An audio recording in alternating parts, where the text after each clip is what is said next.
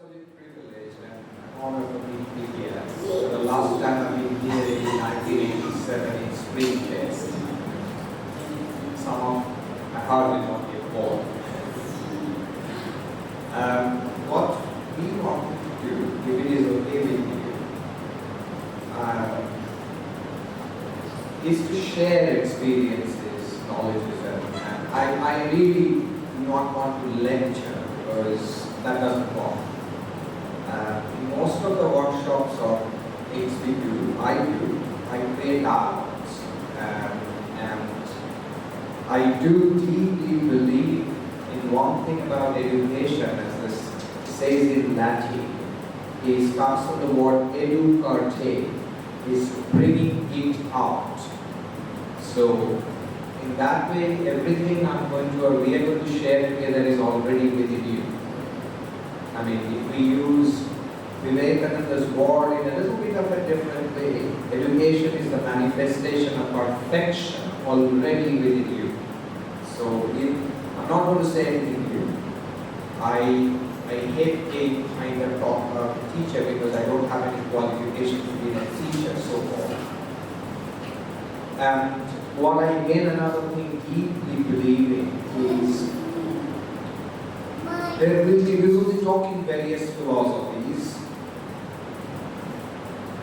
I generally kind of bring my experience from psychological perspective, philosophical perspective, neuroscience, and various things that help us in very practical ways. Now, the important fact to recognize, we do not have to condone to one particular philosophy. It doesn't work. So if I talk in devotees Ramakrishna's words, Jar Pede Ja Shoy, means whatever works for who. So we will talk about various philosophies. We will give you some practical words and experiences to take it further. And if that helps you to develop it more, develop is again a bit of a problematic word. And I hate those self-development gurus. That means that we are underdeveloped. We are not. We are inherently, as I said, we are perfect. Sometimes my job is a cleaner's job. Is to clean some of the ways of perceiving and relating to the world itself.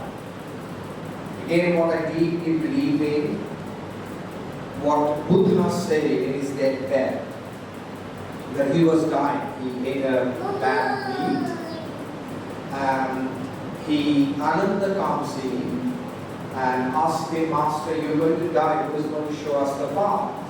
And Buddha says, just 2 words, 3 words. Atma Deepa Bhava. Be your own light. So my job, our job is like a midwife to facilitate, to empower you to bring your own light, to be out, bring it out already which is there. Let's just very quickly, we will talk. We have very short time, so I want to create dialogues with questions. Please raise questions. I might not have the answers for you, all of them, but it's very, very important to raise questions. One of the things about educational system, especially I see in the East, and I get so surprised while I'm working in the schools as a child psychiatrist, neuropsychiatrist, go to the schools. The only thing is different. From very childhood, they are trained to raise questions. And we discourage to ask questions. If you ask a question, you are a small child, shut up. So it's quite important to raise questions. Please stop and ask questions. So, but before that, as we are a little intimate and small group, maybe very quickly if you could introduce yourselves, just introduction and why you are here. Is that okay? Very quickly, I'll start with myself. I'm Amit. It's very difficult to describe it complex.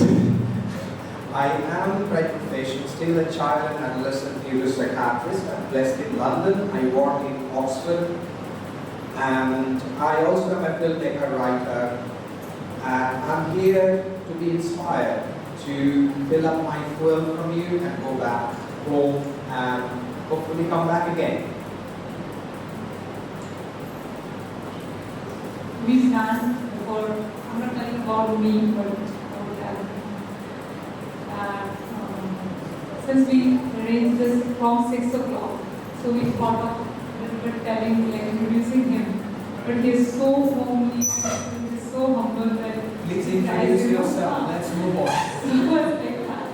But out of this so much of busy schedule, he just once myself, Preeti and Palak, we met him, and then we said that, he said, can you please call them here?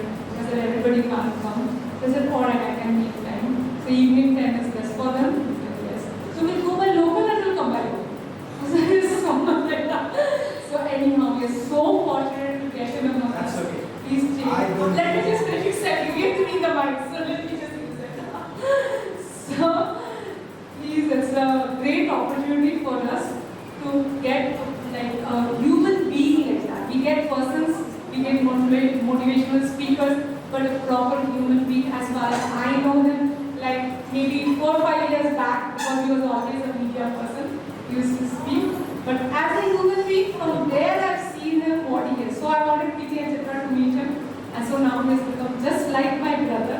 Please accept him as your brother also, so that he often can come back here again.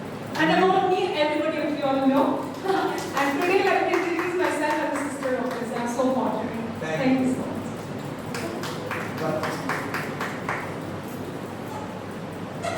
Hello, myself Preeti Mishra, and I have completed my doctorate from IIT Kharagpur, and now I am a part of Susamskar Foundation. So, and I am very grateful that Dr. Biswas is here to inspire all of us and to guide us how to move further and how to serve the society in a better way. Thank you. Great. Shukriya has said, let them out.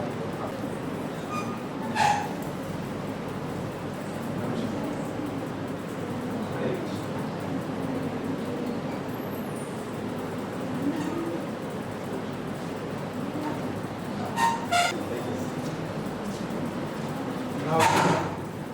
Now we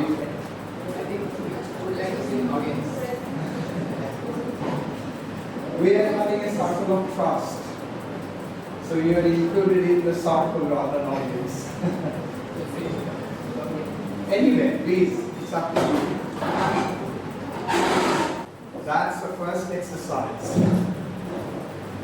Yes, fantastic. You have blocked yourself very well from the onslaught of something in the chair. Okay.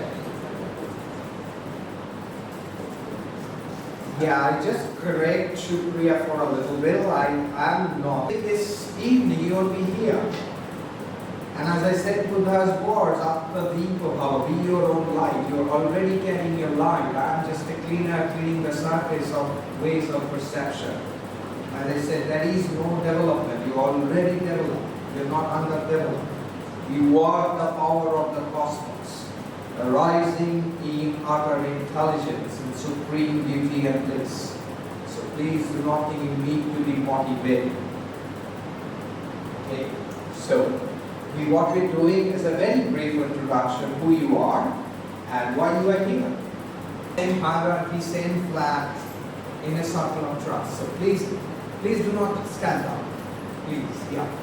I'm Amit, and I'm doing a PhD from aerospace department. And Why you are here? I got message that we are here to get motivated. So I am under pressure now. Thank you. Yeah, I'm Ramya. I'm doing PhD in biotechnology. So at IIT Kharagpur. So yeah, same here. So I'm here to listen to you. What your views are. Yeah. And what we can learn from you. Yeah. We will learn from each other. This is a dialogue and I don't believe in that. The fact is, I would like to be inspired by you. Sharing knowledge and inspiration with each other. So thank you, Ram. Thank you.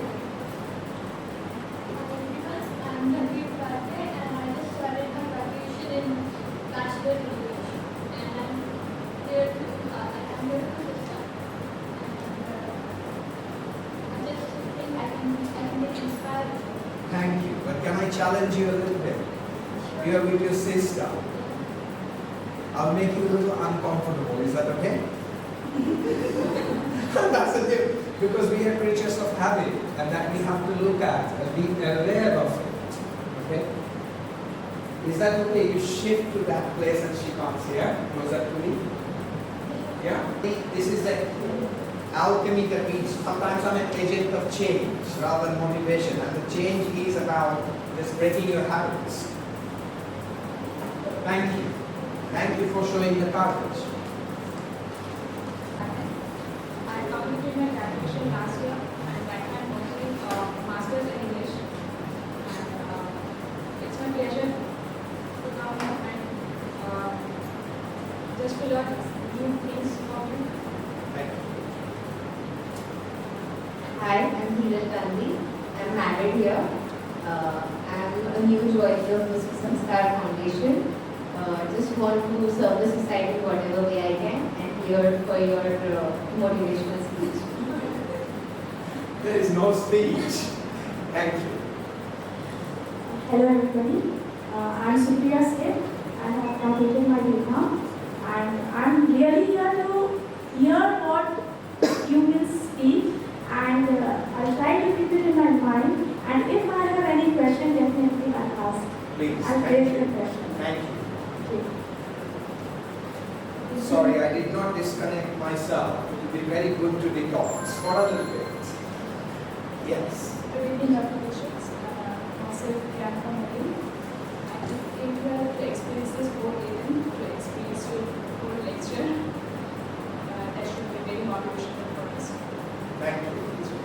I'd like to have a request. Please don't call me Dr. Biswas, because firstly, I usually use somebody called Cicero. You might have known, one of the great Roman philosopher. He used to say, you need to be doctor to yourselves. So, yes, I mean not that professional capacity of a neuropsychiatrist. Call me Amit, call me Amit, whatever it is. Dr. Biswas is detachment. I need to have that really professional boundary within my workplace, but I'm here with open heart. Myself, Balajan, and I'm pursuing my research at the university, and I just came here for experience for innovation. Thank you. I just want to notice Paula, you stood up. Creatures of habit. I'm Ranjan from Medicine Department second year. So I just came to explore what is happening. Thank you. Exploring is everything. Thank you. Hello. So I am Vaibhav. I am pursuing BTech in biotechnology. I came here because I like the initiative Susamskar Foundation, and I just came to explore this. Thank you. Sir, my name is Gurupati and I am doing my PhD from this college only in Computer Science and Engineering department. And I am here to learn whatever I can learn and share. That's it. Thank you. Another learning perhaps it is, I know it is cultural. We call people sir. It's very colonial. I remember when I went to England, I used to say to my first professor, Turk, I said, call me Jeremy. It took me 1 month to call that elderly gentleman Jeremy. Maybe we can try. Thank you. Good evening everyone, I am Upasana. I am doing my PhD in aerospace engineering. So I want to introduce as a part of Susamskar Foundation, and I wanted to be a part of this conversation and definitely learn something from you. Thank you. My name is Rupen Singh, and I am pursuing my BTech here from Industrial Systems Engineering, and this is my final year. So tonight I am here to learn something new. That's my habit. I am always very inquisitive, and I am expecting to learn something which I can realize. Good evening everyone. Myself Abhinav Sai, I am preparing for JEE. I am here to learn something which I don't know. Fantastic. I wish I could be in that not knowing position. Because you have been brave enough to come to be comfortable with unknowing, which is most of us cannot do. Being comfortable with not knowing. So we spoke that you are not an adult, we will talk about adult stuff. Joking. But that is fantastic, not knowing and just jumping into facing the fear or be courageous. Thank you for coming. It's fine. I'm Roshan Gupta. I'm studying PhD in mechanical department. I just heard about you, about Susamskar Foundation, I was excited, so came to gather about this. Hello everyone, my name is Seju Gupta and I'm a homemaker. I'm here to learn tips from parenting and I have a child. Thank you. Homemaking is the most celebrated, most popular one, so much more than what all of us do. So thank you for being here. The one thing I'm not going to do parenting in this world. Yeah. But I hope as a parent we always transform ourselves learning from our parents, because this person is the most mindful, most sacred, and we call this tabula rasa, in a blank slate. Then we get conditioned. We can, as parents and as people, she is our teacher. We will talk about this. So thank you for being here. Hello everyone, I'm Pawan Goyal. I'm currently in the Department of Computer Science and Engineering.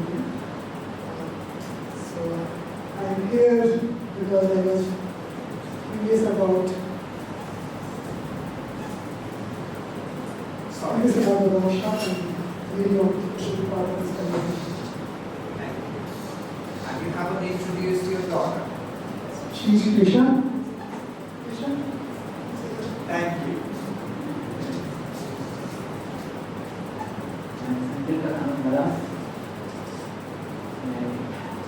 Here, I'm seeing that such a wonderful is hearing about it. And it's came to appreciate it. Especially I heard about it all the way you said it to be here. My honor and privilege. Thank you. My bus. I came here. He brought him you here. He's come with me. If you don't know what to expect, just come. I see him that he was really very looking up to his presentation and this workshop. So I see that he has got lots of hope. One thing I'm not going to present, but I'm going to be present with you in this moment here and now, fully being radically alive. That's going to happen. Because I don't have any PowerPoint, I never use a PowerPoint. It's all experiential, be right here, right now. So it's not presenting, being present, like that child. Thank you. My name is Biswas. I'm working as a manager. I'm here to learn something new. Thank you. Thank you. Hello everyone, I'm Nita Rao, retired teacher, primary school. I have also come here to learn something from you.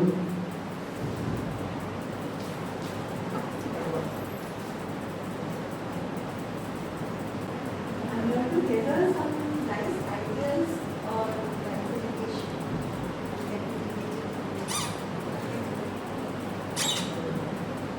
Good evening. I am very good. I am not here. I just completed my undergraduate. I am here to learn about value education, especially how we can implement this from the global perspective. Thank you very much. Wow, that's big. Thank you. Yeah, we're talking about who are we, briefly, and why we here. The definition of myself, Well, that will take a bit long. I'm a soul in a body, that's all. But my name is Kritika Banerjee in a worldly sense, and I'm here because I like the spirit of service which these people are doing, so just to associate with people and also to learn something from you. Thank you.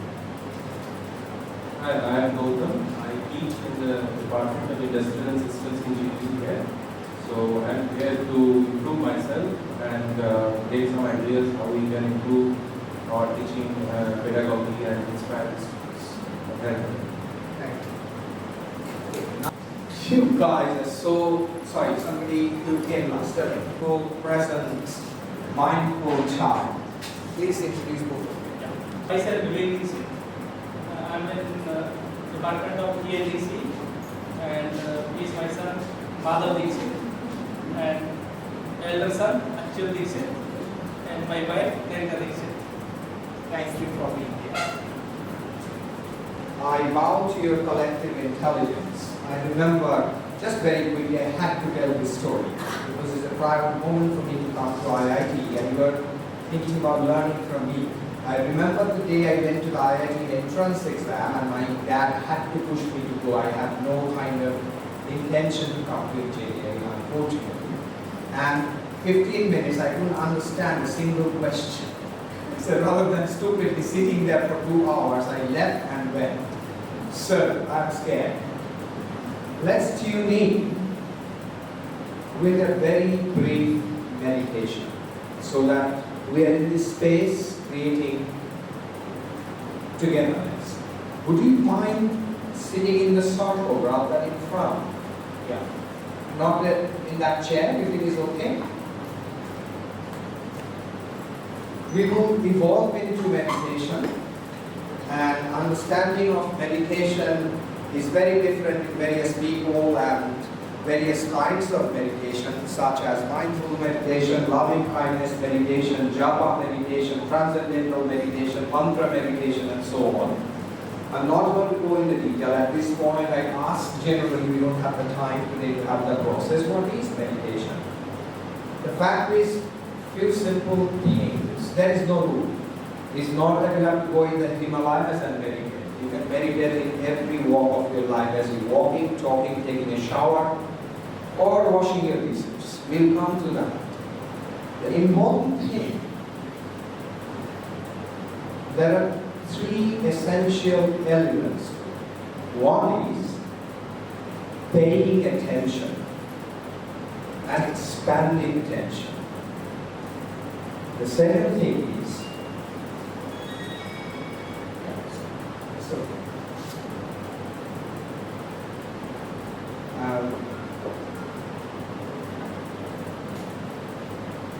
okay, let's do the meditation rather than this lecture. I think it would be quite important to be in it and then explain a little bit.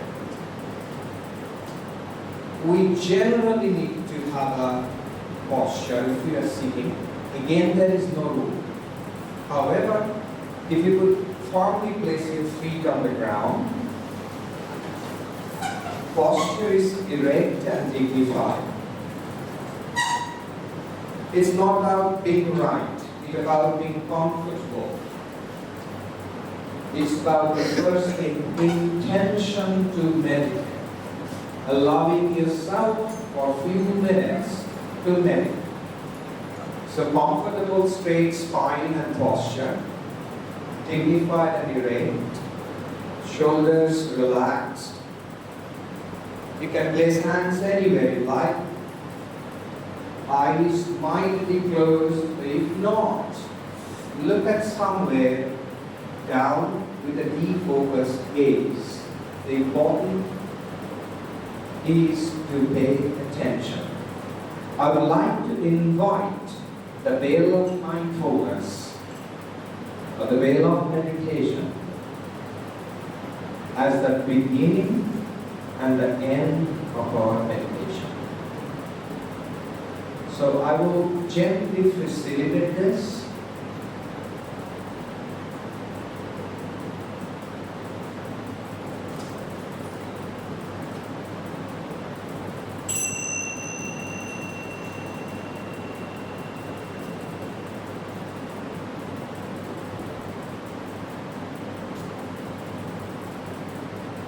Allowing yourself to be a comfortable space where you gently pay attention to your breath.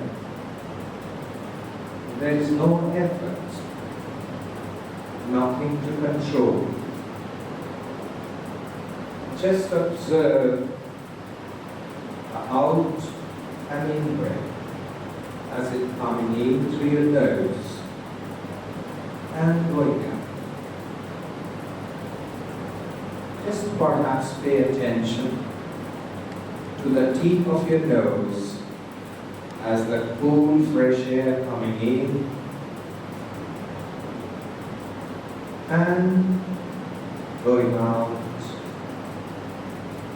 as you just pay attention to your breath, which is always already there. It's like anchor. You're always attuning, always available, breathing in and out without any effort. There is nothing to do, nothing to achieve. Just allow yourself to be in this space right here, right now. You suddenly see your mind wanders, and that's okay. Bring your mind gently back to the sensations of breathing.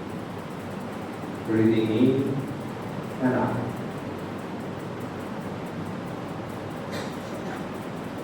Mind will be distracted like a monkey mouth. Just bring it back as you breathe, leave your body and enters.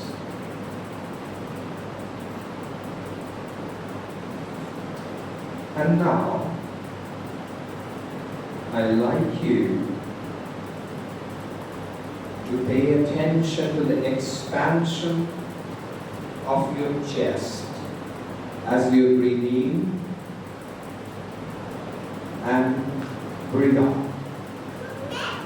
As we breathe in, chest expands. As we breathe out, it collapses.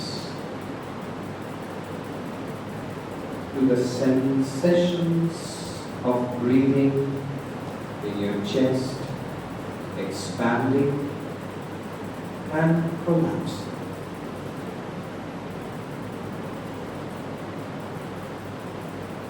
Again, mind goes somewhere else, which is does. Bring it back to your chest. Just notice. We don't have to judge. Notice where your mind goes. Bring it back.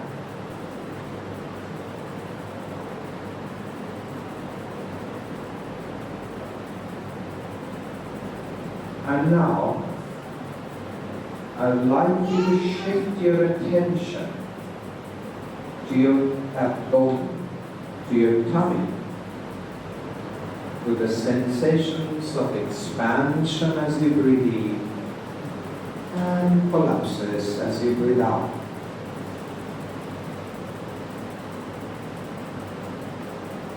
Again, if mind wanders, bring it back in a friendly, nourishing, nurturing way. Your breath loves your body. Just observe the sensations of breathing in your tummy. Breathing in and breathing out. No effort, nothing to achieve, nowhere to go. Allowing yourself in an open, spacious awareness. As you breathe in and out, allow the awareness to develop in an open and spacious way. Just pay attention.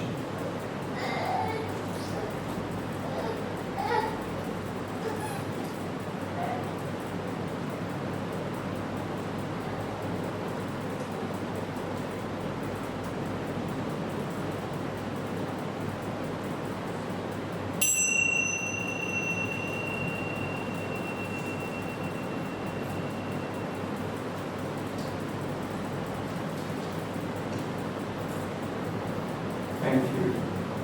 Any quick comments before we move on? I really hate to rush this, but still any quick comments? Anybody experiences? We need to talk, otherwise it becomes a lecture.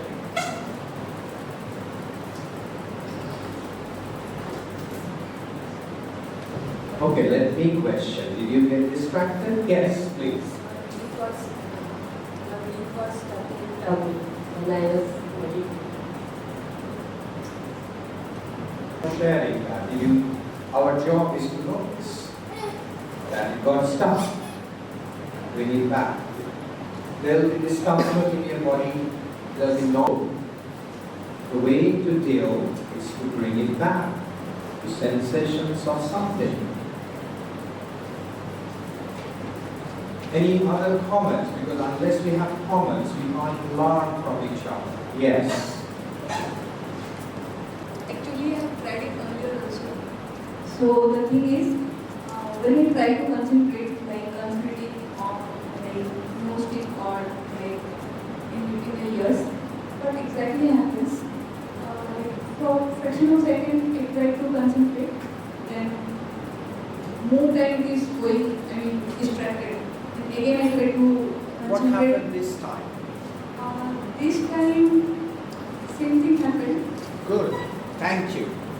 And it is surprised because generally what used to happen to me, I would say, parents, everybody's meditating. I'm not. My mind's all over the place. Everybody's mind is, even Dalai Lama is. Why? That's what mind does. And what we do is criticize ourselves not being able to meditate. So the first thing, as I said about meditation, is intention to meditate, which you are doing anyway. The second, paying attention, be it in a mantra, be it Krishna Nam, be it in a candle, be it the utensils you are washing. The third one is the most important one, is the friendly, nurturing way of seeing and doing your meditation. Would you go to the gym and develop muscles in a one day? You are developing your spiritual muscles, and it will take ages and different for everyone. But the one thing is common, our mind will want. Sometimes we force our mind to stop. Oh, my mind, I'm going to catch you. And that's going to happen. And the more it becomes difficult. Do we have a glass of water? Yeah, I have a glass of water. Experiment. Is that okay? Can I use you? Be still.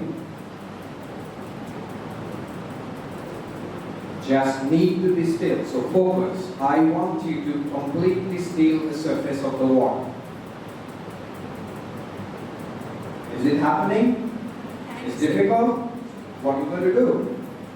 I want you to focus and have it. The more turbulence is happening, you are more focusing, isn't it? So what are you going to do?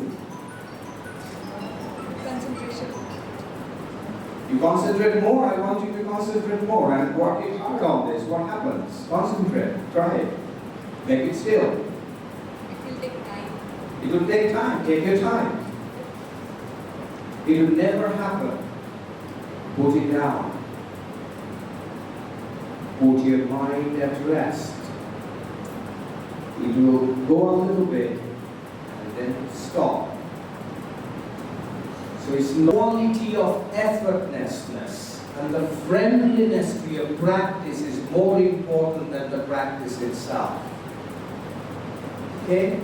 Everybody struggles. Why they will struggle? Anybody? Why mind is like that? And this is where I'm sorry. Yes? Since basically when you told us that there is nothing to achieve, there is nothing to do, I'm really sorry, but for a fraction of a second I felt scared. Yes. And I want to ask that why this happens, because when I do japa, then it is easy. Yes. But when you are saying that there is nothing to do, there is nothing to imagine or think, then it is scary actually. Yes. And I want to feeling you were scared. Not all meditations is work for you. Everybody is individual. Everybody's path is different. Before you came in, as I said, in the Buddha's last day, Ananda asked a question, who is going to show us the path? Buddha says, be your own light, Your japa every meditation has neurological basis. We have now a lot of information. This is where I come in. We have a lot of evidence that what happens if you do particular meditation. You know that your brain changes in japa meditation is the parietal posterior lobe. You do mindfulness meditation is the frontal lobe left to right shift. Your brain changes. And then, if I leave the materialistic bit up now, you develop an inner sense of deep awareness. If you notice being scared, bring it back. Every path, if it is a new path, because you are in a japa meditation, you are used to it, your spiritual practice going to that particular gym, which is fantastic. I asked that lady to shift from here to there. That's a little uncomfortable because she's leaving her sister. That is uncomfortable. They asked her to actually, can you shift your chair? She couldn't initially because the uncomfortability of the habit and the scare. Notice your fear. In the 4 canonical Bibles, one of my teachers, Brother David Stemple Rust, is a Buddhist as well as Benedictine monk, wrote me in my diary in the 4 canonical Bibles that one thing is common. One quote, fear not. Just remember that is the mantra, fear not. Now, why our mind wanders so much? I would lecture this for 2 minutes. Because you are so clever people. Our brain has developed over 250 million years. The first one, reptilian brain. The lower brain is the amygdaloid body and basal ganglia, and lower brain, there is a flight and fight response. You have a fear, you get either freeze, you fly, or you fight with the object. Now comes our higher brain. Slowly developed over a million years, but much more new brain, cortical brain. What happens? In that brain, we process information, we problem solve, we plan, organize. It's called executive functions of the brain. That means that's the brain makes us human. That's why we survive, because we can problem solve. That's why millions of years ago we have made first flint stone. That's the first shapes of our consciousness. Language centrally stimulated. So what happens? We develop this part of the brain seriously, fantastically, compared to any other organisms or monkeys or anybody else. So what happens then? We think.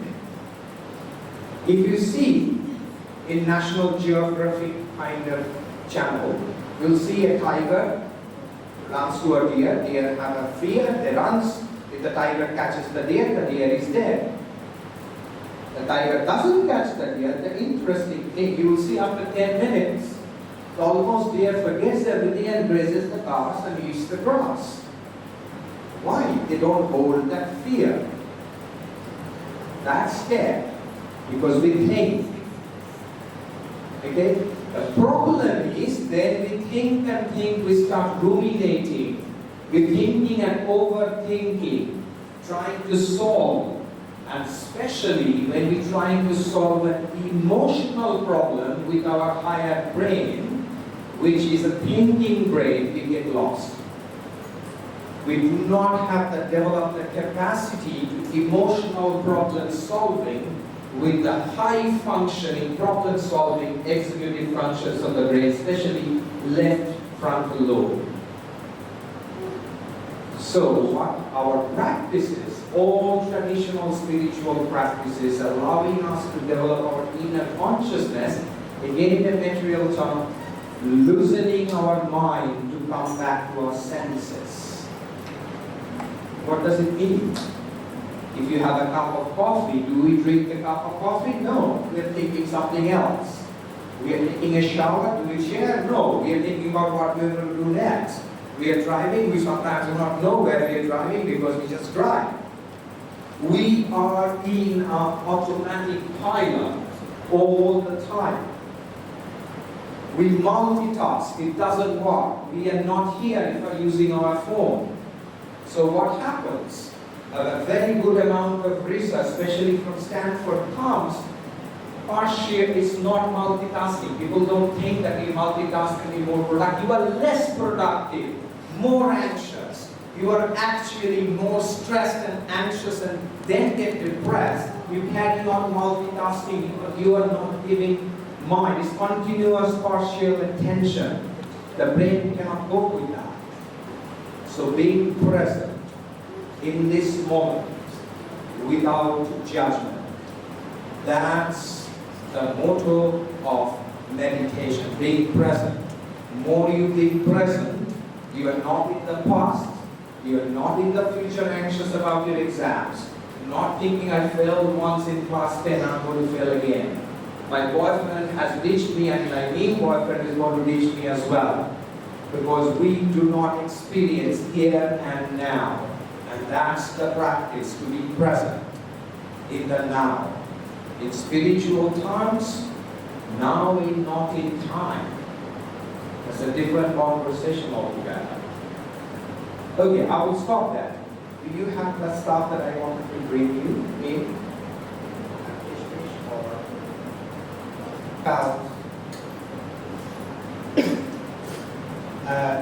Okay, so far any more questions? Any questions that are popping up quickly? We are generally, why do we have to meditate anyway? Yes, somebody said we'll change our brain, maybe we'll become calmer, less anxious, less frequently disturbed by thoughts, more focused. All of these are valid. Why do I have to meditate? Okay, somebody else said, okay, biochemical markers, because so many of biotechnologies, and you will know Elizabeth Blackburn got a Nobel Prize on telomerase enzymes, finding telomeres, which is longevity. It's like a shoelace is a telomere in our chromosomes, and meditations actually protects telomeres, so you live longer. All of that very material stuff, spiritually and otherwise, why would we meditate? Now, I'm not going to talk about me. Now, is it possible, sorry Prabhu, is it possible to switch this off? Because what if we are creating a process and a space, it can't happen. And I don't prepare generally things. I read from various places in my mind and I tend to be very distracted rather than here and now. Now,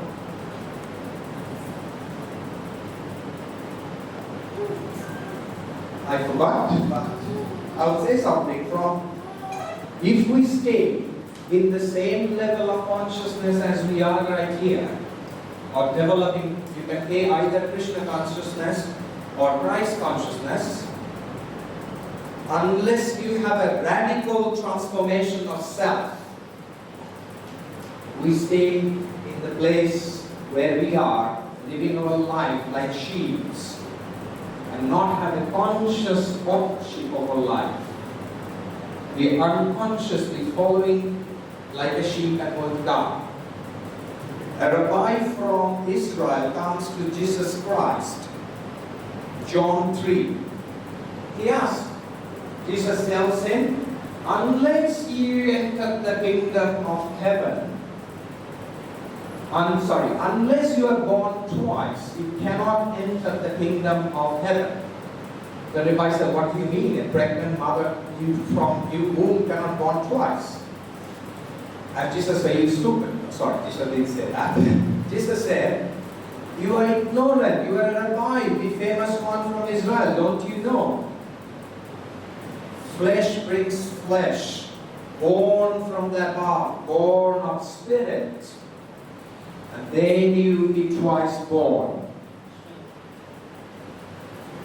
Twice born. Unless you have a radical transformation of yourself, you won't be twice born. in our scriptures, Dijo, twice born. The more you develop and transform yourself, there are many ways to transform yourself. Very simple. What we're going to do today, part of it is not just meditation. Part of it will actually develop understanding about gratitude practices and radical gratitude practices, self-compassion practices. All of them, what I'm going to talk about, is validated by research. It doesn't have to be. Research brings up, it helps. Especially people like you guys who are very clever. Sometimes you want some scientific validation. But it's quite important that we can bring simple practices that change your life. Transform. Change is a bad word, I must say. Transformation is from like a caterpillar becoming a butterfly. By any chance that's happening? Come in? Yeah? Okay. I'm just waiting for something, another experiential things, but any questions so far?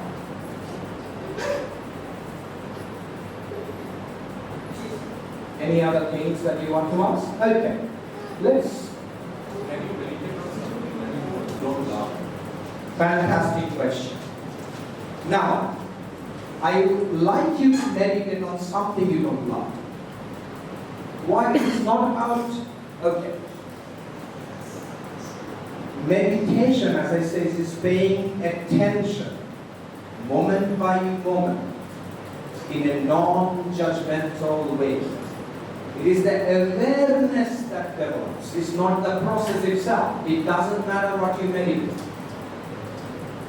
It doesn't matter. It's not the object of meditation. It's the awareness you gently develop over time. By paying attention, by moment experience, without judgment.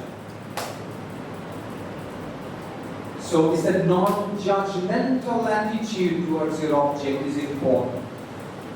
That's why I'm waiting for that object to come, because I really, okay, let's do another thing.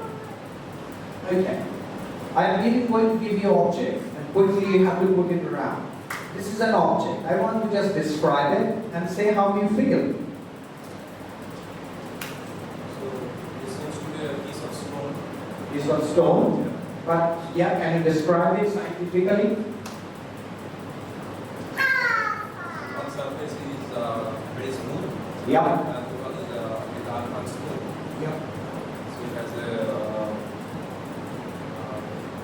brownish color. One sharp end. And it's not very heavy. It's medium weight. You are a scientist, I can see. Yeah. Okay, how do you feel having that object in your hand? No special feeling. I just believe that I'm having something. Fantastic, thank you. I'm going to pass it around very quickly. People need to see and just say, it's a lot of description, although you have immediately used your eyes, used your touch, not your smell. Not your, of course you're not going to lick it. But you see, when we see an object, we do not involve all our senses. We drink a coffee, our mind goes somewhere else. You are actually not drinking a coffee. No, but the reason why I have not smelled it or licked it, because I have experienced that, I will not get anything out of it if I... Yes, and that's why your mind is saying, your mind has a story. Your mind always has a story. Your previous experience told you not to do this because the stone doesn't have a smell. Non-judgmental attitude. I'll come back to it. Then we remain child, forever. Yes, that's it is. When you're a child, you are open, you're curious, you're creative, you are allowing senses to happen, allowing your mind chatter to go. You are in the present moment, experiencing senses, loosening your mind. Our mind is a fantastic weapon. It's brilliant, but it has this problem. It brings stories. You are not conscious of these stories. You are conditioned by your past or your future.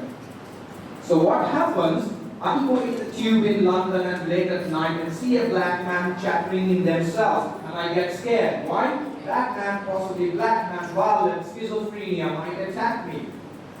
Somebody sees me on the street, so Indian man, either a doctor or a shopkeeper. Okay, this month's crafty man comes up, okay, oh, he's a beggar, not an IIT professor. Our mind have their own stories. Practice of meditation or any kind in a non-judgmental way frees up your mind. So it's not about freedom for myself. We are not here to freedom for myself. It's freedom from myself. It's freedom from myself. Then what about learning? We are learning. We are learning, that is knowledge. That's extremely important. The wisdom is freeing your learning, arriving at wisdom. That's the difference. You need to learn to survive in this world, to survive in the threat.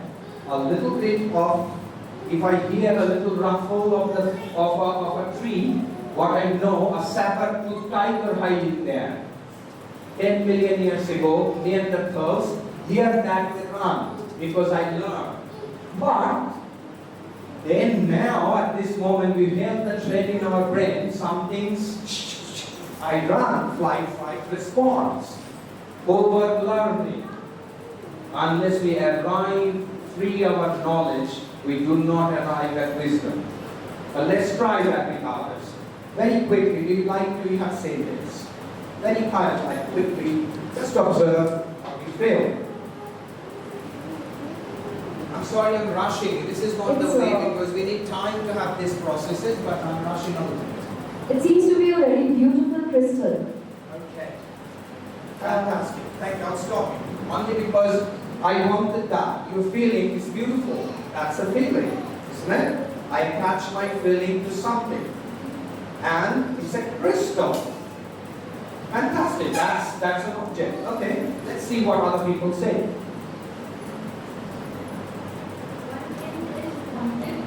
And another is being wrong. Any feeling? Just a stone.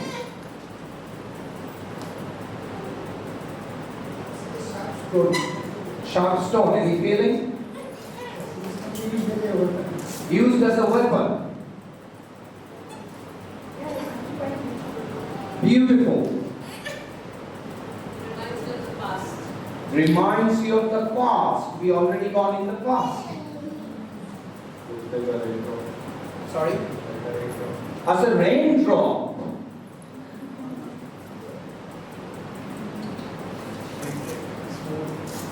Pointed any feelings? Okay, good.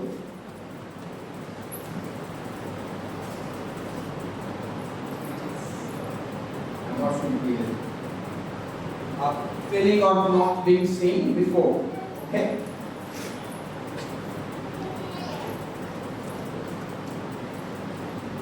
Interesting object. Yes, any feelings?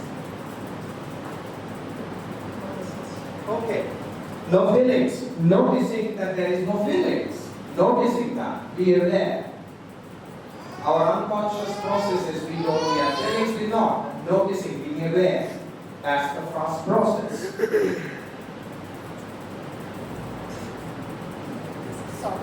Soft. Somebody said very hard stone. You feel it soft.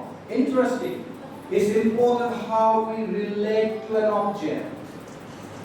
It's important how we relate to an event in our life. And I'll come to, in a minute, I'll come to Stoic philosophies. 2000 years ago, Zeno of Cittia.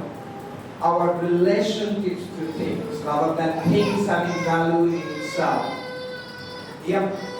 Anything? So we are in future. It will be old in some. Just a piece of stone. Just a piece of stone. Symmetric, I can say, and error shape. Any feeling that brings you up? Good, no feeling. I will tell you now, this is very, very special to me. It seems teardrop shape. Teardrops. Thank you. Yeah, that's one of the, and many people said that, teardrop. Oh, so sorry. Yeah. What happens? Decorating purpose. Yeah, it's very beautiful and it seems like we used to put bindi. Bindi. I was waiting for that. Bindi. If I go to another cultural context, say I'm showing it in London, do you think anybody call it bindi? So how our cultural context actually clutter our mind? Okay? Simple object, bindi, teardrops, many other stuff. Now I told you it is very special to me. I relate to this. Somebody felt no special feeling. It's very special to me because it's personally relate to this one in a very different way. Just a stone.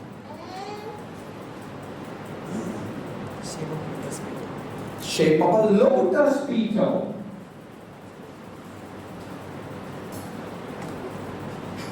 Probably not safe for children. It's not safe for children. People are thinking about safety. Some people thought it's a flint stone and it would be killed. Seems like a drum. Reached on polish. Okay, you know, I'm not going to say anything else. Have I not shown you the other day? Okay, carry on. Sorry. It's like a flame of a candle. Flame of a candle. See another person. Yeah. Smooth flame of a candle. Okay. Hard stone, luxurious. It's like a puzzle. Like a kajal. I'm pretty sure coming with the cultural context. Yes, nobody knows kajal outside our culture. Yes? It's a nice shaded object. Nice shaded object. That's fantastic. Giving a description of it is what it is. It is what it is without cultural things, without bringing our stories. It is what it is. That's the job. Freeing our mind. Okay? Thank you. Paperweight. Now we talk about use. Okay.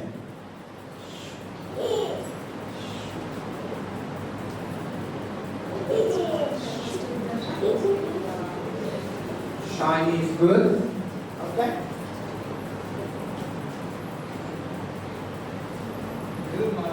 This can be used as tiles. Marble and tiles. Do you do business? Just joking. Sorry. Sometimes I have full legs. No filling, just a stone. Okay? Okay? I have an idol. What kind of idol? Hard eye. I'm not going to give you two. Okay. You see how various people brought their own context, their visions, their use. How a simple object can be related in different ways. This is, if I may say, I'm trying to tell you a story on this. Anybody can tell me how old this stone can be? Any idea? How old this object can be? I'll give you another layer of the story. It's pretty old. But how old? Sorry? 100 years. 100 years, okay. Anybody else? 2000, if you can expand a little bit more. 10,000, a little bit more. Go on free speed. Scientifically speaking, that stone should be around 1 million years old. Yes, yeah, geological. So that means it would be from the 14 billion years ago when the carbon materials is done, and you and me, and this one has no difference. And if we materially speaking, now I'll give you a story. This is a fossil. Fossil of an animal that been crawling 55 million years ago. So the little object is a fossil. That knowledge gave me the attraction to this object. That's knowledge. None of you related to this in that way that I do just because of the knowledge. And I started liking it. I love it, not because my cultural context and everything. I'm touching and life 55 million years ago. But it's just so. It's an object. So the fact is, remains, again, going back, it's not about things, it's not about events. People die, people break up. Unfortunately, in our world, people get raped, people get killed. It's not about the event itself, it's how we relating to that event. I will tell you a story of Viktor Frankl. Anybody heard the name of Viktor Frankl? Okay, one book you should read in life is Man's Search for Meaning. Thank you. He was a psychiatrist in 1940s in the time of the Nazis. He's a Jew. He has been taken to Auschwitz as a prisoner. He went in, on the left was his family, and he didn't know if the chimney is he's been burnt. He was tortured, captured for months and years. He worked very hard. He has to walk miles on really icy roads. His feet will bleed.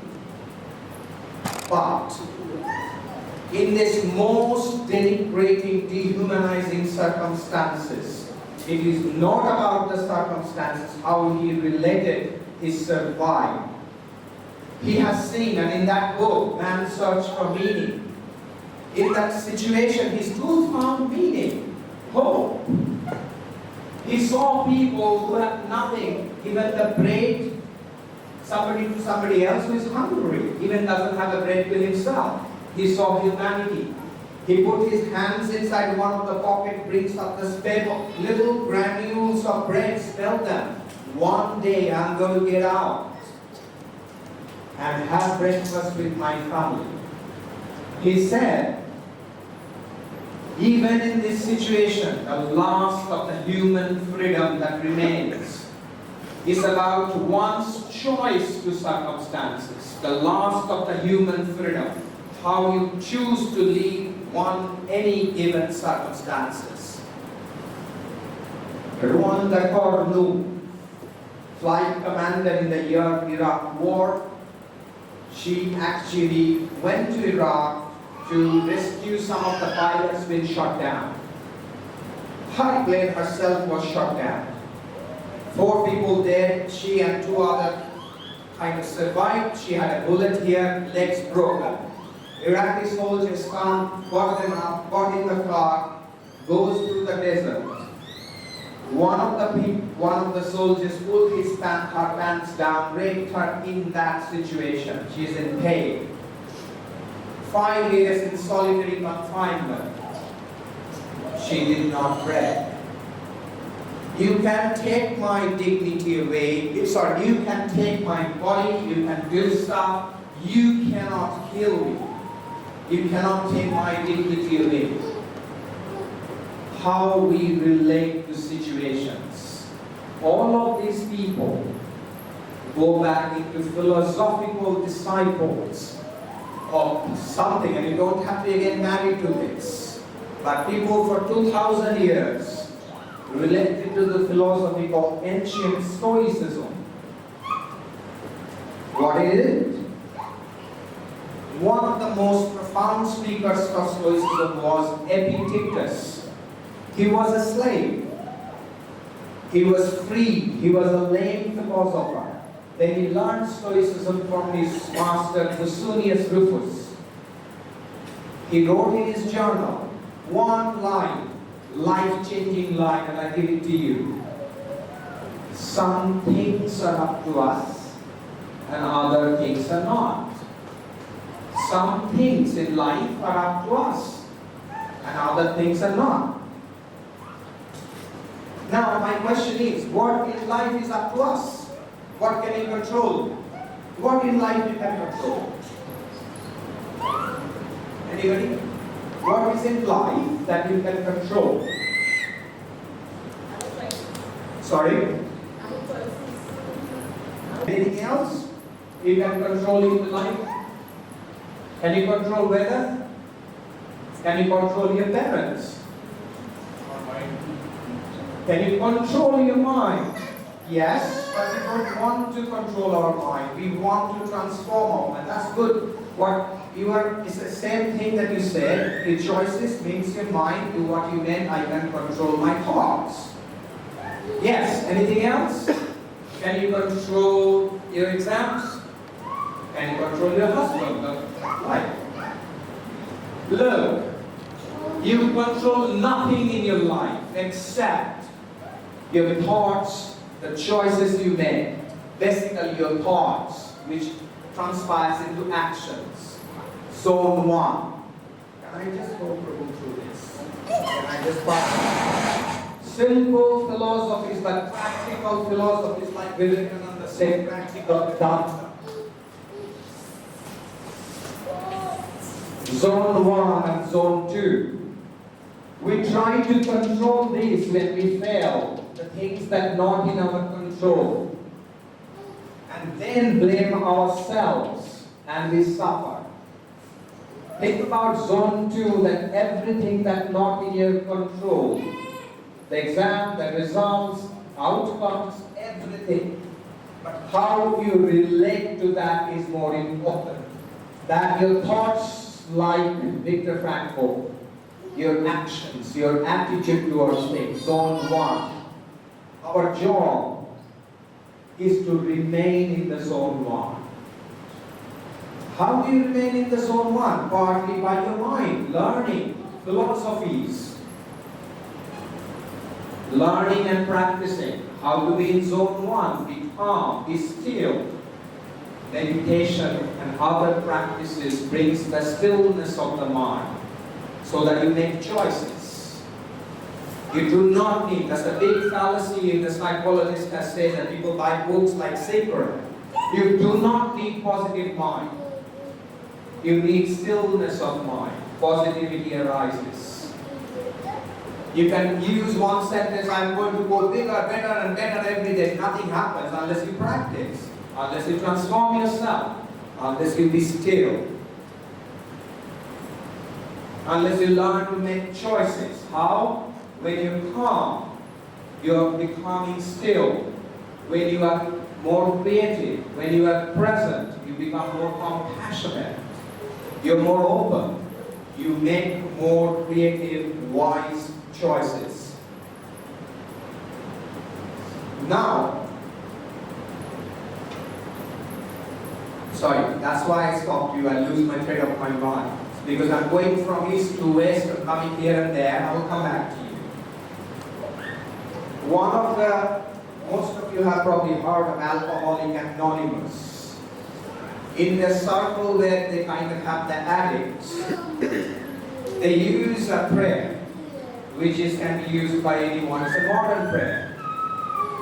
God,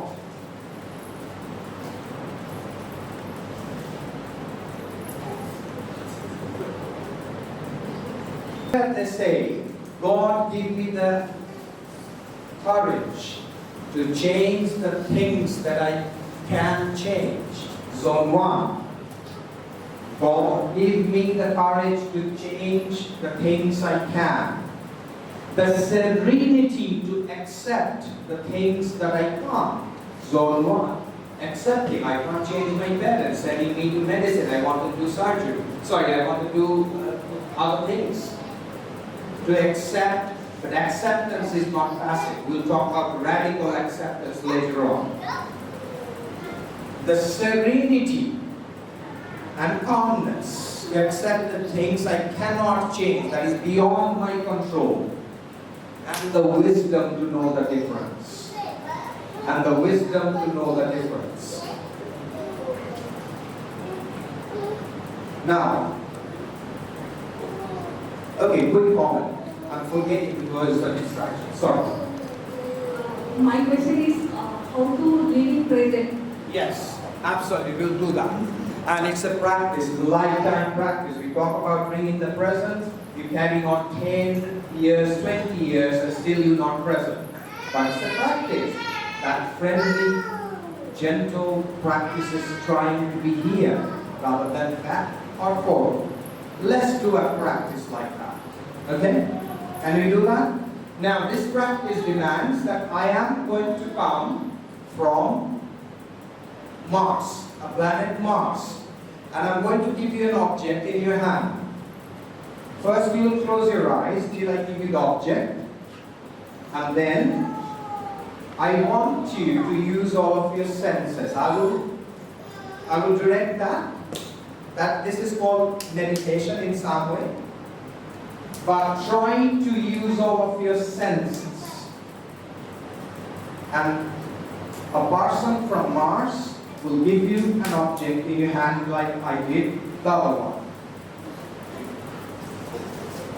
If you want to close your eyes first, and I will just start pulling this in quickly. Okay, if you want to use the other side, close your eyes for a few minutes. If you want to close your eyes, please. I know that's the difficult bit to start. A person from Mars giving me something poisonous.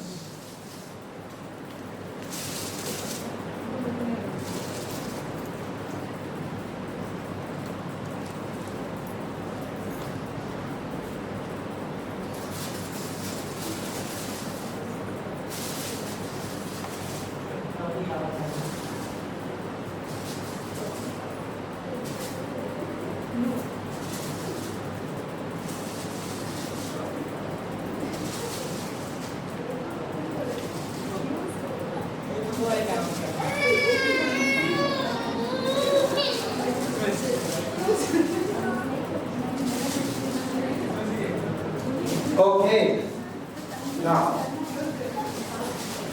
I want you to use one sense at a time. We will, till I kind of facilitated this, use touch. Touch the object, feel the consistency, feel any other peculiarities you can feel. Just touch it, feel the weight. Use one sense. Perhaps bring it to your nose and smell the object. Use another sense. Notice if you smell something, if there is not, notice. Perhaps open your eyes and see the object now. Allow your eyes to drink the object. Really notice. Notice the color. Notice the texture. Notice everything that you discover. Notice everything that you can discover with your eyes. Now, I want you to bring that object in between your lips. If you want to. If you don't, that's fine. Feel the temptations. Notice. Perhaps push it a little backwards between your teeth. Perhaps you have already put it in your mouth. Perhaps you're too. I want you to put it now inside your mouth and twirl it from one side to another. Do not bite. Perhaps you have already bitten. Gently see the bite a little now. See if there are any juices or anything that's coming out. Taste it from one part to another and feel the taste. Feel the taste of the object. Bring it a little bit to the back of your mouth. Perhaps you have already swallowed it. But if you have swallowed it, feel the aftertaste. Perhaps chew it a little bit more, but allow the full flavor and the taste. Just discover the object in your mouth. Allow your senses to be full as you chew and then swallow if you want to, and feel the aftertaste of it.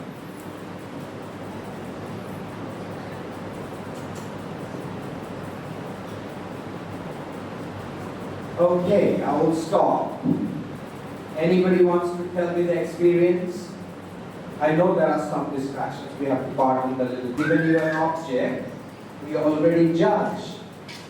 And this is about freeing our minds. We start judging all the time. This is this.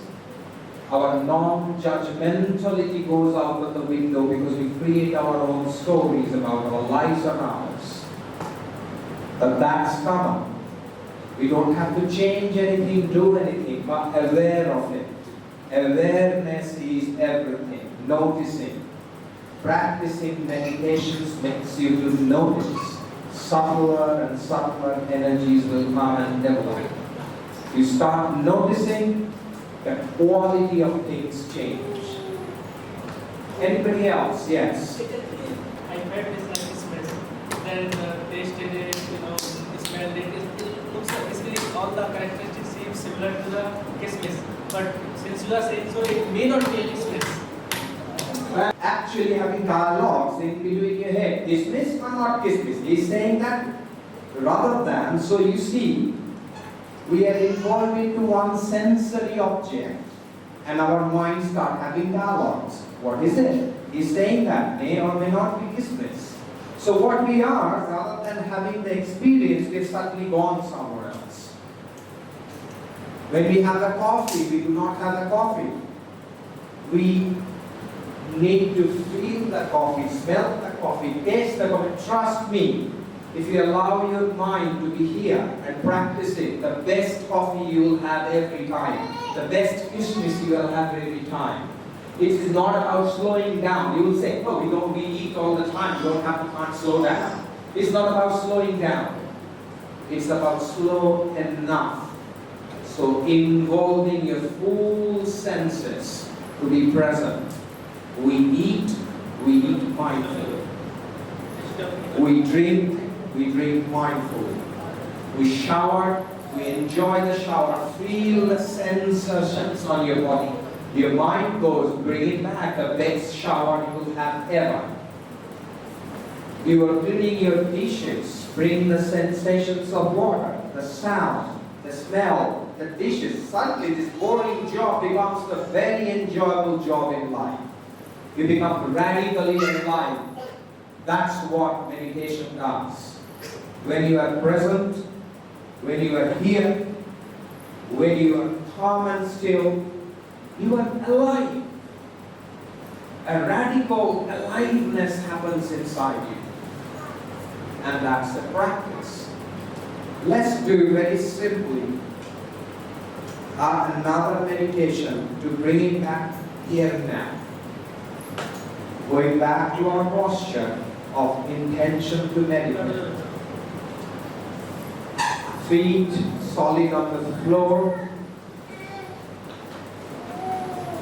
Back straight, relaxed and comfortable. This is an important posture when we do meditation, that we need to have a dignified posture with intention to meditate. Paying attention in a friendly, nurturing way.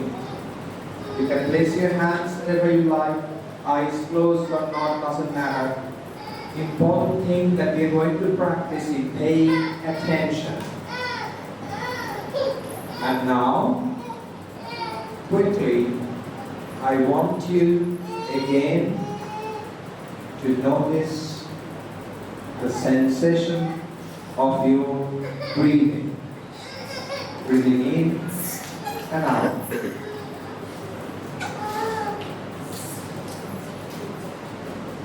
Just notice in an effortless, kind way. You do not have to change anything, do anything. Just notice the sensation of your breathing in and out. Using breathing and anchor. If your mind goes, bring it gently back to your breathing.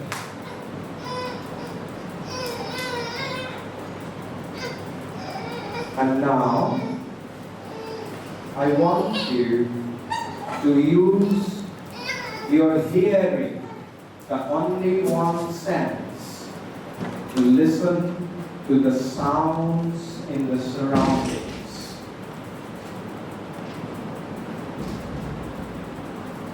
Allow your hearing to be receptive to the sounds that you hear surrounding you. You do not have to go and look for the sound. Just listen without judgment.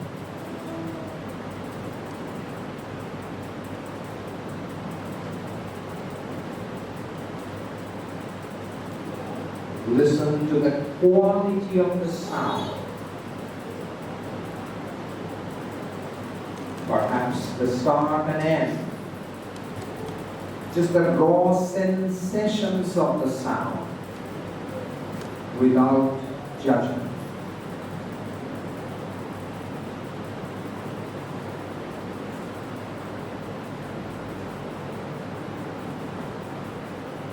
Do not go and look for the sound.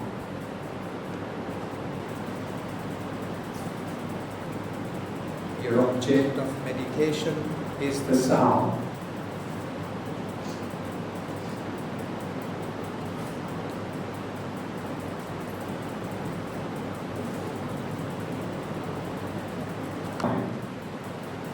I will end the meditation by inviting the bell of mindfulness.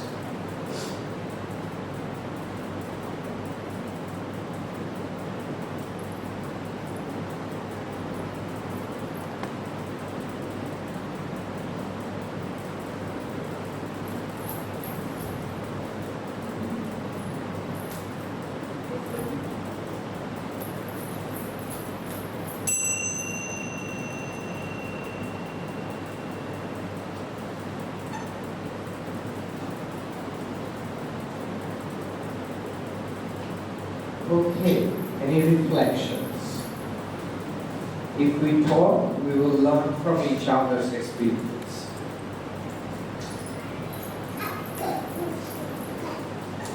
Anyone? Want to say anything about the sound meditation?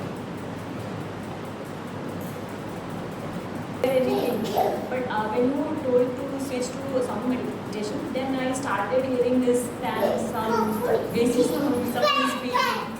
Like initially, when we are concentrating on our breathing, at that time I was not aware of all this. When we suddenly switched to that, then I like suddenly realized that we can feel all these things also. So that we start noticing. We are aided by sound and sight and senses and smell. It's just about paying attention. You do not need to do anything. As you pay attention, your life changes. The one little thing I will mention to you, we immediately judge is the sound of a fan, the sound of a clock. But that's okay. The practice is listening without judgment. Then you see the beauty of the sounds or the things you see. When you listen to the raw quality of the birds chirping, the trees falling, the rain dropping, when you tune in with the quality, a different awareness develops. That's all about meditation. A quality of awareness shifts and changes when you are aware. As you walk mindful. Every sensations under your feet, you feel you are present. As you are asking, how can we be present? Practice. That's why one of the things that we do in meditation, in every moment, it's not about meditation a special time. It is important, a special time of meditation. That's formal practice. It is also important bringing meditation into every walk of our life. Stop. What is it? Anything you do, every moment, just stop. What is stop? And that's a practice. S-T-O-P. Stop. Before you drink, just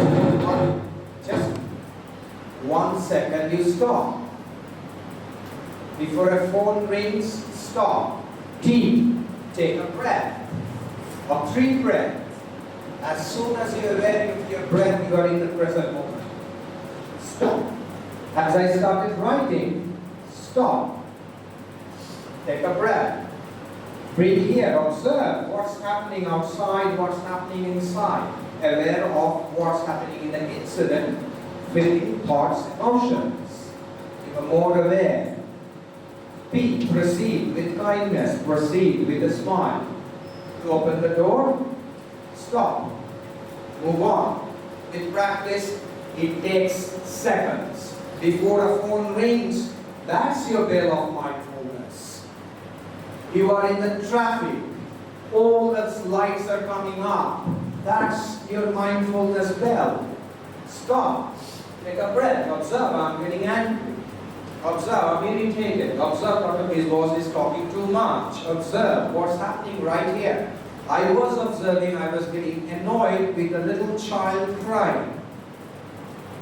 And what did I do? Did nothing. I observed. The more I brought into the awareness, more compassion developed. That's a little child. He's staying here for such a long time, it nicely, and that develops, opened up a little awareness that helped me to calm down immediately. Then I think about zone 1. It's not in my control. What is in my control? I relate to that differently. Uric acid goes in the space and something malfunctions. Dum, dum, dum. And in the space, no sound. He was getting mad on his own. He said, I need to love that sound. Love that meditation object, relating to it differently. Suddenly sound disappears. Radical transformation. So it is relating, stopping every moment. Janice Natcher-Brenner, one of the great mindfulness leadership teachers, says purposeful pause. Just pause various times during the day. Pause. Few minutes, have just a mindful walk. Just place your mind at the feet. That's meditation. Come back refreshed. Before we break, it's a long. We'll have a break. If you want to carry on, we'll carry on. I have many things. It's up to you how much you want to devote today because it's a process. But before we do, I want to do a practice with you participating fully. Okay, is that all right? Yeah? Yeah, for it? Okay. All right, the practice will be, you will get up, you will walk a little bit, and we'll find a partner. Okay? With your partner, you will say 2 minutes. What are you learning from this workshop, if you may? If you're not, that's fine. But what I wanted to do here for you, something, one of the greatest things that you can learn from life is deep listening.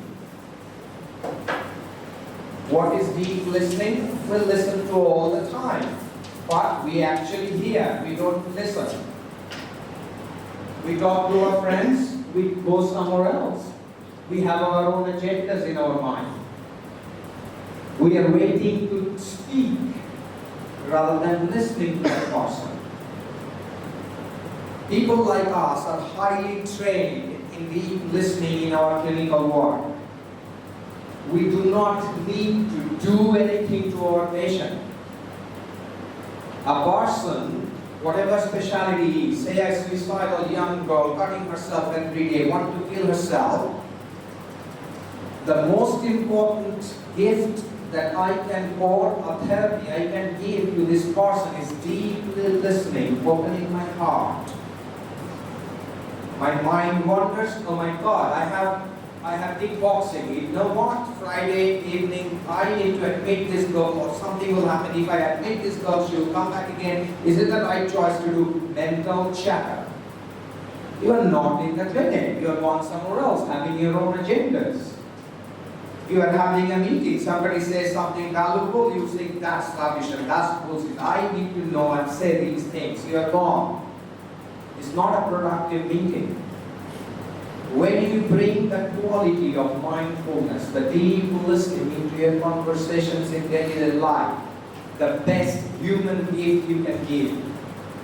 The person in front of you at that moment is the most important person in your life. If you give that quality, the dynamics of that conversation quality changes. You are almost meditating in that conversation. So what you're going to do, listen to the body language, listen to the words, watch the body language, listen to what the other person is saying. Do not interrupt. Mind goes, bring it back to the conversation. 2 minutes each.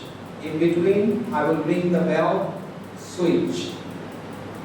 If you have the tendency to interrupt, notice. Do not judge. Friendly way. Notice. Bring it back to the conversation. And I really like to hear how you feel after the conversation. Is that okay? If you get up, please. Let's move. We are very comfortable. Let's move a little. Can we shake ourselves a little bit? I know it's late at night. Let's move. Can we move across the room a little bit? Let's move. Come on, you're all standing in circle. I know it's circle of trust. Let's move, cross over. We are not human beings, we are also doing. So let's cross over. Let's have some dynamism. I know it's 9 o'clock. Come on. Okay, that's motivation. Okay. And now stop. Find a partner. And everybody got a partner? Anybody haven't got a partner? Can you make your partner yourself? Yes? Partner? What I'd like you to do again, look into each other's eyes. Perhaps have a smile. Don't start talking yet. Look into each other's eyes, deeply listen and see how it goes. Okay, everybody got a partner, okay? I will ring the bell of mindfulness to somebody, one person will start. Somebody who is tall will start. Okay? You got a partner? Who is your partner? Okay, anybody else has a partner? Everybody else? Okay, everybody else got a partner. I will be your partner, that's okay. Yeah?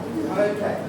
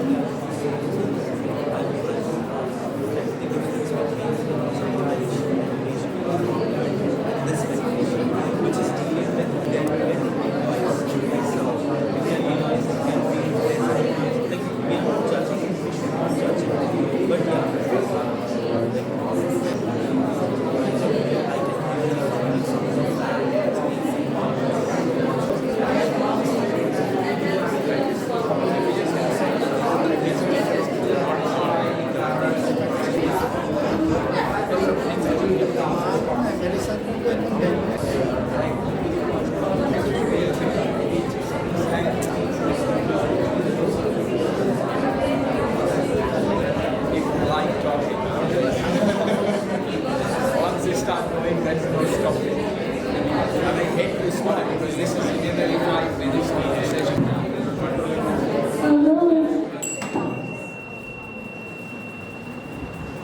Okay, we can go back to our seats. Is it end break? Is it that people want to stay? You will come back in 10, 15, 20 minutes? I don't know. I heard about IIT wakes up at night where people are sleepy, tired. So I just plan accordingly.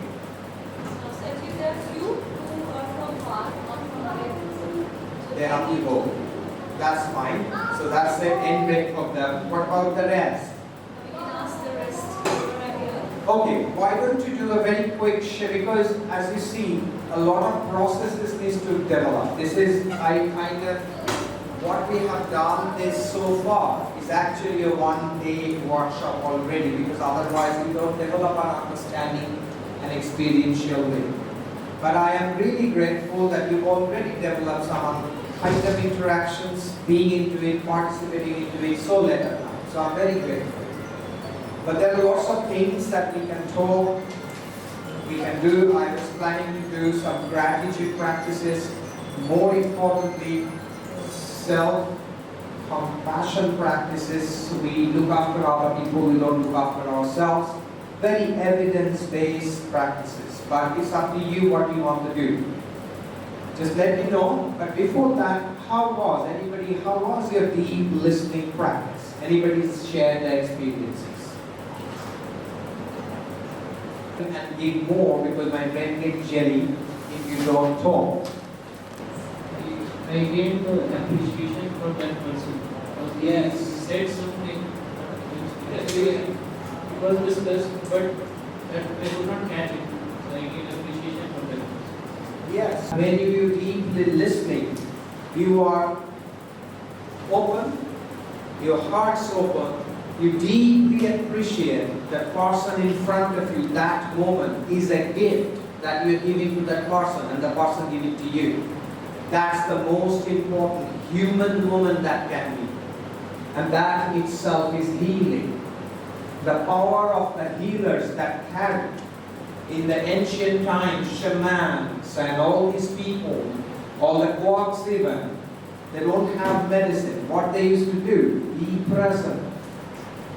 Just hold your 40 minutes. You don't need pulses 40 minutes. Touch. Being present. It's powerful healing. Listening with an open ear. That's the healing power. I don't consider myself as a doctor. I am a healer. Because in healing, you have social, physiological, psychological, and even spiritual element to heal. Being a doctor is scientific materialism, very narrow focus field. It doesn't work. So, anybody else have that feeling of appreciation in front of the other person? How did you feel when you're listening to others? Did your mind wander? My mind wandered. I immediately thought, next thing I'm rushing, what's going to happen, blah, blah, blah, and I brought it back. Anybody else have any other experience want to share? 3 months back, I joined the hospital, some health problem issue. But doctor suggested to me music, meditation, and breathing. Every moment you observe, just silent. Your music, everything silent. There is no any sound, fan sound, anything. Don't do that. Just sitting, don't stand. Okay, if I may stop you. How was your deep listening exercise? And sound meditation and music meditation both are same. There is no any difference. How is this interaction in the exercise of deep listening for you? I was just saying, we practice deep listening. Oh, deep listening. How was this for you in interacting with how was the experience of this deep listening? My real life is example. Before back 3 months back, I'm very bad situations, and the brain is also very. There is no any standing, stopping, and any fluctuations. But my observing my body movements, everything I observe. Best meditation is medicine is meditation and everything. Meditation is most medicine in the world. I like this one really. Thank real example. You, your interactions, your showering and everything, and I'm fantastic that you said that in 3 months that your mind was all over the place. It would bring your mind home. When you are bringing your mind home, you become more alive. You heal yourself. And that has a healing power. And there are a lot of evidence, a lot of scientific evidence why it works. Thank you. Anybody else? Yeah. Yes, thank God for saying that. Yes. What is, one second, I'll work on to this because I will really want to develop this before we move on. When you're talking, what is empathy? Anybody? What is empathy? She used the word empathy, different from sympathy. Anybody? It's a really important distinction. She talked about I generate an empathy. This is the word. What doesn't mean anything? What does it bring to you? What is empathy? Brilliant. Putting yourself into other people's shoes. Feeling what they are feeling. It's a deep attunement with the feeling with others. Sympathy has a detachment. You can be sympathetic from a distance or the odd differential. I'm sympathetic to somebody's pain. Empathy is attunement to that pain. Compassion. Yes, my next question, what is compassion? Kindness is kindness. Say I am kind to my dog. Is it compassion? These words and differences are very, very important in understanding. Kindness is important. It's one of the greatest human virtues. So is compassion. What's the difference? What's the difference from empathy? Because we talk about this is a compassionate person, this is a kind person, this is empathic person. What does it actually mean? Because every word has its meaning, we relate differently, and there are research in every word. Okay, and this is the problem we have. We are rushing, and otherwise I will ask questions, because then it matters. Compassion has 3 layers. First layer is deep attunement to suffering. Somebody is suffering. I deeply attuned, empathic to that person. Okay? That's not enough. The second bit, when you are compassionate, it's the desire to alleviate suffering. The empathy in action. I have the desire to alleviate the suffering. The homeless person is on the street. I really feel bad. He's shaking in the cold. I need to give him some food. Compassion in action. That's not enough. Why? You give money to that person, that money goes and buy drugs. A butterfly is caught in the net. He caught the butterfly's wing to take it out, or you cut the net. Which one would you do? You cut the net. Somebody is swimming in the river. You don't know swimming, and such or not somebody is drowning in the river. You want to save that person because you feel the person is dying. Compassion developing, okay? But you don't know swimming. What are you going to do? Jump in the river and throw a rope? Throw a rope? Intelligent kindness. Most important factor is discretion. Intelligent kindness. That's compassion. Okay, it is all kind of, we are compassionate people. Knowing, and this is where our rational mind from a Roman philosophical tradition of rationality comes up, Aristotelian philosophies and stuff. We have it here in the East as well. We can talk a lot about, our Gita says,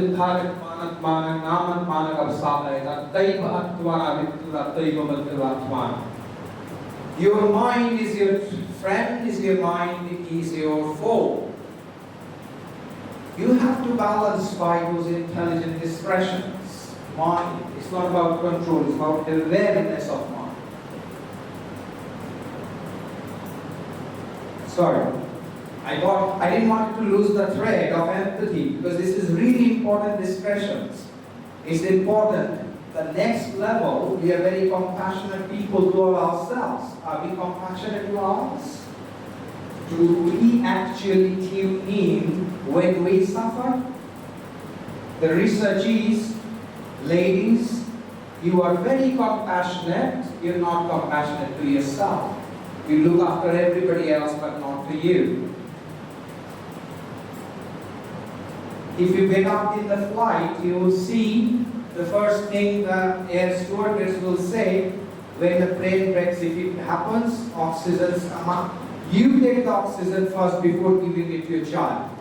Unless you save yourself, you're not going to save the child.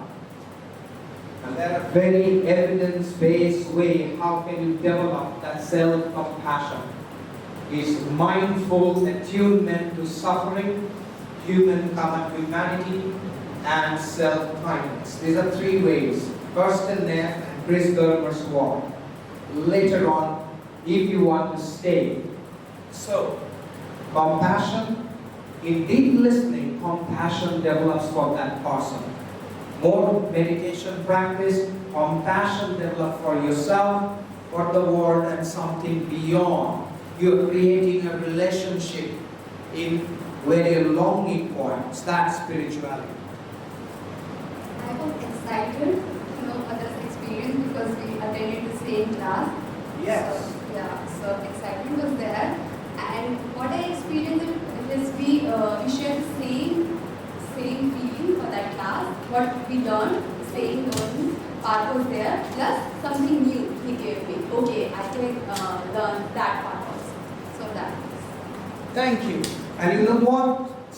We are not talking for various reasons. Some people are embarrassed, some people are not sure that, am I feeling this? So if I speak, something will happen. And it's everywhere. Whenever I do worldwide workshops and stuff, you're not the only one. Everybody's silent. Nobody breaks the like. But once you start going in coherent group forms, you need to feel, I am not the only one. And this is it. Things happen, shit happens in our life. It's a common human experience. We need to give ourselves the permission to be human. Unless we open each other and listen to each other and create a dialogue. This is not a class, this is sharing. In this sharing sense of creating a belonging in this sacred space we create, we are the same, experiencing that human journey together. Those who are going, I'm aware of the time. I want to finish for those who are going. And we'll take a break and we can decide anybody wants to come back. But before the break, I want to read a small poem called Desiderata. Anybody heard of Desiderata? It's one of the famous recent poem by American Marx Ehrman. And you know why I read this. And it's a little excerpt from that, 1927. Stop. Go placidly among the noise and haste, and remember what peace there may be in silence. Speak to your truth quietly and clearly. And listen to others, even dull and ignorant. They too have their story. Many fears are born of fatigue and loneliness. Beyond the wholesome discipline, be gentle with yourself. You are the child of the universe. You are the child of the universe. No less than the trees and the stars, and you have the right. You have the right to be here, present. You have the right to be here. And whether or not it is clear to you, no doubt, The universe is unfolding as it should. With all its sham, drudgery and broken dreams, it's still a beautiful world. Be cheerful, strive to be happy. Thank you. We'll have a break.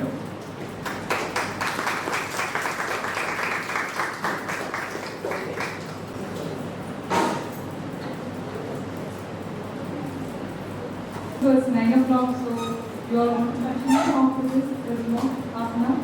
And then how many of you all want to continue for half an hour after this?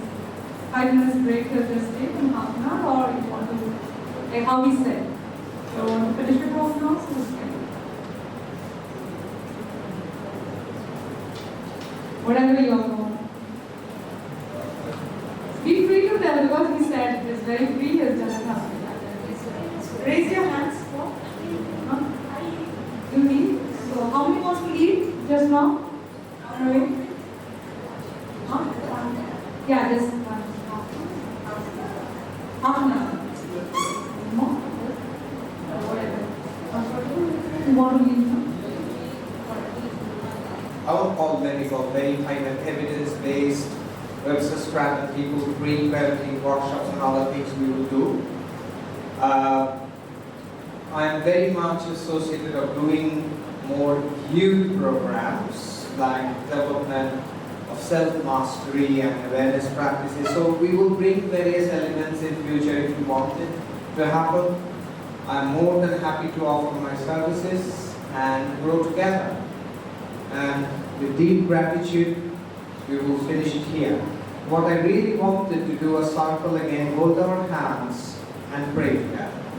Is that okay?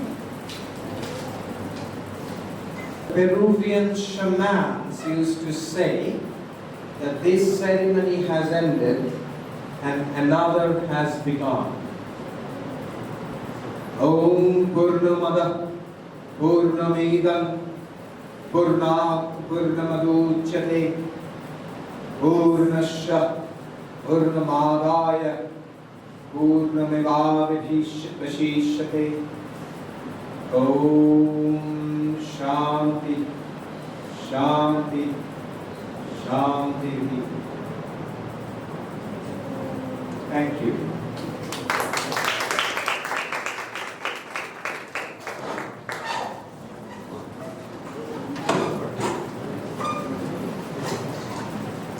We are so, he has really wanted to give 3 hours to us, but I hope next time we will be right on time by hearing this time. So 1 hour he waited for us. That's okay. Very, I know that's okay for you, It but is what it it should is. be okay with us also to come on the right time because he has got lots of engagement there still. And please pray for like his coming next time in the month of July. So we can get him for some workshop or parenting seminar. And he is the only person who has said, you see where Susamskar is going to go one day. And he is there, or he is rightly working with 1440, that organization is. This is an IIT working, I'm inspired by it. So he is inspired, and if you hear about it, what is going on there with value education, with children and all these things. So it's like really, if this thing can be done here also, it will be, and he can help us in all that ways. And he is already an adolescent psychiatrist, so he wants to work with children. At first, actually, he was given 2 options, either to treat adults or to treat children. So he took children, that one. So we are getting benefit out of it. So please pray. We have a thing that his upcoming film is also going to be launched recently. So it's going to come that time. So we pray that also happens very nicely. And of course, second of all, would like to share a few things about the program. Presentation. Actually, every day I can see that faces of the people. Nobody can sleep because of their enthusiasm. I'm a psychiatrist, supposed to make people sleep. Sleepless is I'm just joking, sorry. I'm very, very happy that this program was conducted and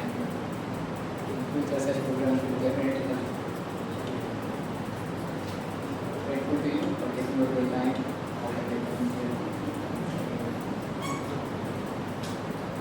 Thank you. Very good. Was booked, and then when the suit we came and saw, he liked it. So and also Agarwal Prabhu, so he also drove them from and of course all of you are going to be and the prasadam is made by, the sweet is made by Sakidam Prabhu himself, and the prasadam. So let's taste it. The last thing. He is always very nice. So we have so much to learn from all of us that way. So we soon hope that we'll be again joining like this with Amit again. And hopefully if Parmita Di would be here also, his wife is also one of us. So next time we go forward. Thank you. I would gratefully accept. That's very good. Thank you so much.